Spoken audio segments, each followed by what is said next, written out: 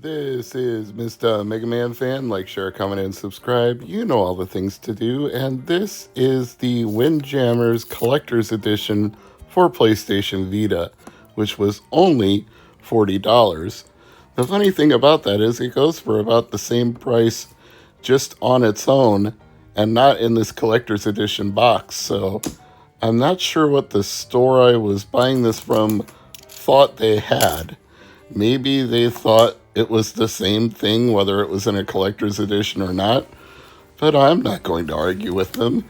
And since I got it for what I consider to be a very reasonable price at $40 complete in the box, I don't feel bad about taking the shrink wrap off it either, because I know it's still worth that much even with the shrink wrap gone. Plus, it's a PlayStation Vita game that I don't already have, and I'd like to play. Now, ironically enough, I had the PS4 release of this that I bought through Limited Run Games, but I wasn't collecting Vita games at the time because I'm not even sure if I had a Vita back then. I got into Vita, I want to say, around the time of the pandemic or maybe shortly after.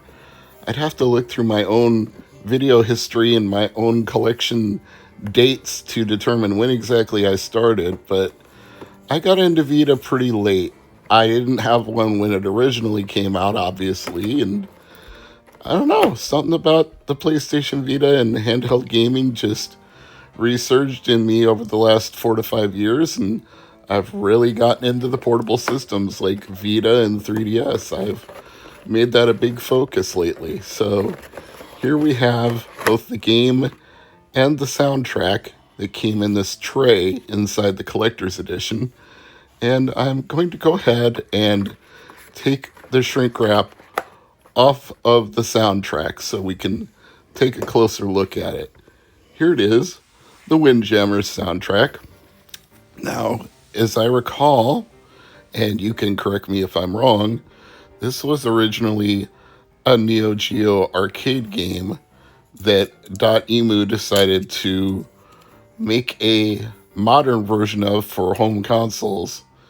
And I believe this is also on Switch and Xbox and everything else, but these physical editions for PS4 and Vita were released by Limited Run Games. And if the name Emu looks familiar, they're also the ones that did Wonder Boy The Dragon's Trap, the modern remake of Wonder Boy 3 from the Sega Master System. Actually, it was on a lot more systems than just Sega Master System, but that's the one I remember it most fondly from, and clearly that is also where they got the inspiration, because one of the developers is also the founder of the SMS Power website, which I may have mentioned in previous videos, but if you've never been there, you really should check it out. It's like the definitive resource for all things Sega Master System. And when I was first collecting Sega Master System, that was the website I went to find out everything I needed to know. And I even submitted some scans of artwork from various Sega Master System games to their website for their archives. So I think very fondly of Omar and SMS Power and Emu, and I was very happy to pick up this collector's edition, which comes with a Frisbee, because that's what Windjammers is all about. You know, it's like a Pong-esque kind of game, but it's a Frisbee instead of a Pong being paddled back and forth, or maybe like ice hockey, but without a puck. And the Frisbee can be bounced off the walls just like it would in a air hockey table, but you can also do power-ups with the Frisbee where you can toss it high in the air, or if you catch and release it right as your opponent throws it at you, you can do a more powerful throw. And if you time it just right, you can do a super-powered special move that's really hard for your opponent to block. And there are different scoring areas behind you, like if it goes in either of the corners, it can be worth 5 points. If it goes in the center, it can be worth 3 points. So it's also a strategic game where you can score more by throwing to the right place at the right time. And There's nothing quite as satisfying as catching your opponent off guard by coming right up to the net, getting a ball. I don't even know how. It's almost like volleyball when I say that, but like returning a volley, I guess is the best way to put it. Because if you catch them at the right time and you release it right away before they can react, it goes right behind them, right into 5 points, and that is just super satisfying to do. And the games go to a set, like 13 points to a set. So if you get 2 5s and a 3, that's a win. You automatically win the set. Or if it's tied when time runs out, because there is a timer on the screen, then you get like a sudden death overtime where the first score wins. Or if your opponent is ahead of you when time runs out, they win the set. So 13 points to a set, or whoever's ahead when time runs out, or sudden death if you're tied. But yes, let's put the game in the Vita. Now that I've got everything out of the shrink wrap, let's give this game a test and make sure it's working properly. And unlike Senran Kagura, it's booting up on the very first try when I put it in the slot, which is very satisfying to see. And then we have to find out if there's any kind of update.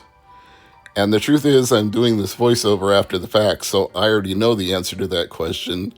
There is an update, but it didn't tell me there was an update until I had already launched and gotten past the title screen and was just about ready to play a match, and then all of a sudden, Windjammers told me, there is a new download to update the software. You have to return to the live area to download it. I wish it worked more like PlayStation 3 when you put in a game and it says, there is an update available for this game. You should download it right now before you play the game. That makes more sense than telling you to go back to the live area after you've started the game. Some things PlayStation got right the first time, and this was backwards of the way that made sense to me, but whatever. We'll go ahead and download that update and start the game up again. And it's installing it now. And then we can see some wind jamming action. It's a simple enough premise, but it's really a lot of fun to play. It's hard to say that it's, it's an ineffable quality about a good video game or an arcade game where it just feels right. Windjammers is one of those games that when you're playing it, it's deceptively simple and you think there's not a lot to it. But then once you start playing it and you make the right throws and you time the right combo and get a power move, it just feels right. It feels good to play.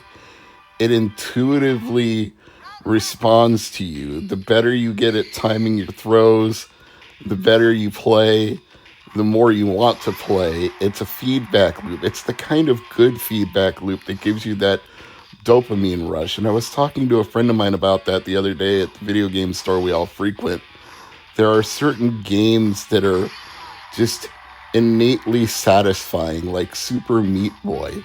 Because even when the level is really hard, when you complete it, that hardness is rewarding and it gives you a dopamine rush and you feel great because you accomplished something. Windjammers is the same way. When you get better and you win sets, you really feel like you accomplished something. It feeds that craving to keep playing it more and more. And the only problem here is I'm out of practice, so I'm not doing very well in this first set. And I'm also trying to film it at the same time I'm playing it, which doesn't lend itself to the best of performances. But after this first set, I started doing quite a bit better. I started to get my rhythm back on timing the throws and making good throws. And there's one other thing to know is sometimes when you're trying to catch the frisbee, it pops up in the air like that. And if you miss it, if you're not under it to catch it when it pops up in the air, your opponent gets the penalty points that you're docked for not catching the frisbee and letting it hit the ground. So that's one other way to score. You can get 2 points for that. But generally that's not going to happen. You're going to catch the frisbee when it pops up in the air because you've got plenty of time to get to it. Unless, and I suppose this is possible, but I can't remember that it's happened to me, you get concussed by a power move and maybe you're down on the ground and you can't get to it because you're unable to get back up. Now, I'm just saying that speculating because I feel like it's the kind of thing that could happen in Windjammers, and I haven't seen every single thing that can happen to you in this game. But that's the other thing that's compelling about it, is there are different opponents with different play styles. It's a little bit like Street Fighter in that respect. Like, it's simple enough to learn, and then you start doing combos and you get better, and you just keep having more and more fun. I'm Mr. MegaManFan. This has been the unboxing of Windjammers for Vita.